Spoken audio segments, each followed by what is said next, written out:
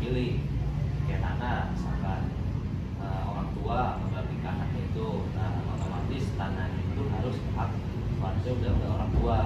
Kalau masih nama kakek itu belum bisa dibilang hak waris.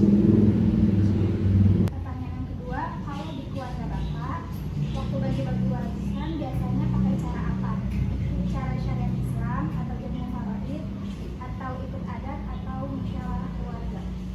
Kalau yang kita pakai selama ini untuk di keluarga itu biasanya secara keluarga ya, atau ya keluarga lah. Jadi menurut misalkan kata orang tua, biasanya yang dipakai di pondok itu ya, misalkan laki-laki itu biasanya nggak bisa, perempuan lebih kecil.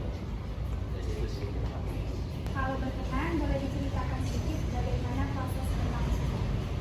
Kalau proses berlangsungnya paling kita kumpulin keluarga, mulai dari kakak kedua, kakak kedua, dan saya. Di situ dimusyawarahin, misalkan ini batasnya segini, nah terus yang kedua segini, dan begitu dengan seterusnya dengan saya. Jadi di situ juga kita kesesuaian dan ada yang saling iri dan iri, karena itu udah keputusan orang tua dan sudah ada yang namanya buat dia minta lebar, dia minta lebar ada. Jadi itu udah keputusan kita orang tua. Biasanya, siapa yang ngarahin atau mimpin proses pembagian warisan di keluarga Bapak? Apakah musyawarah internal atau dibantu pihak luar keluarga? Menurut Bapak, kenapa beliau yang dipercaya?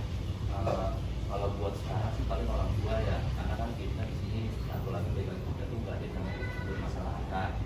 Kalau udah dibagi sini ya pasti kita semua akan menerima. Dan untuk tadi dibilang besaran itu pasti yang diutamakan sama orang tua itu pasti yang laki-laki lebih besar, dan perempuan biasanya paling kecil, nggak kecil banget sih ya. Ada perbedaan hasilnya gitu kan. Itu sih. Menurut Bapak, seperti apa bagian waris yang adil untuk anak laki-laki dan anak perempuan?